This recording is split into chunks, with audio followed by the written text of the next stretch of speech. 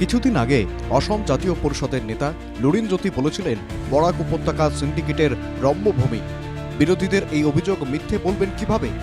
এই দৃশ্য শিলচর ফরেস্ট রেঞ্জের অধীনে থাকা বেরেঙ্গা এলাকায় বদ্রীঘাট সেতুর কাছে চলছে বালি খনন।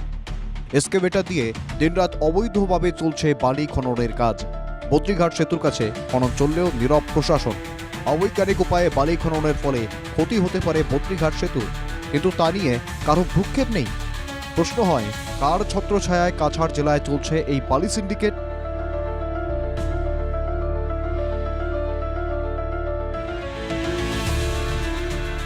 এবার দেখুন আরও একটি দৃশ্য। কাছাড়ের টেলিগ্রামে চলছে অবৈধভাবে পাথর খননের কাজ। মধুর নদীর তীরে অবস্থিত চর এলাকায় অবাধে চলছে পাথর খনন। অভিযোগ, প্রতিদিন 15 থেকে 16টি এক্সকেভেটর দিয়ে পাথর খননের ফলে নদীচর এলাকায় 40 থেকে 50 ফুট গভীর বিশাল গর্ত তৈরি হয়েছে।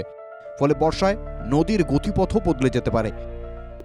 আমরা প্রথম অবস্থায় স্যার ডিসিকে পত্র দিয়েছি, 2 নম্বরে এমএলএ কে দিয়েছি। মানে এইরকম সিস্টেম করে আমরা এই ফরেস্ট অফিসকে দিয়েছি আর থানাকেও দিয়েছি, আমাদের প্রেসিডেন্টকেও দিয়েছি, সবাইকে দিয়েছি। কিন্তু এই দেওয়ার সত্ত্বেও আমরা এখন দেখছি যে কোনো তারা তাদের উপযুক্ত কাজ করতে পারছে না। অথচ অন্যরা তো আমাদেরকে কিছু বলছেই না।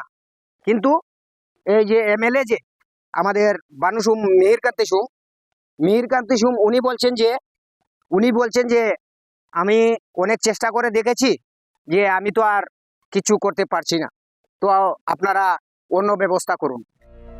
শুনলে তো, পাথর সিন্ডিকেট বন্ধ করতে পারেনি স্থানীয় বিধায়ক মিহিরকান্তি সোম। তাহলে ভাবুন, এই সিন্ডিকেটের নেপথ্যে থাকা ব্যক্তি কতটুকু শক্তিশালী।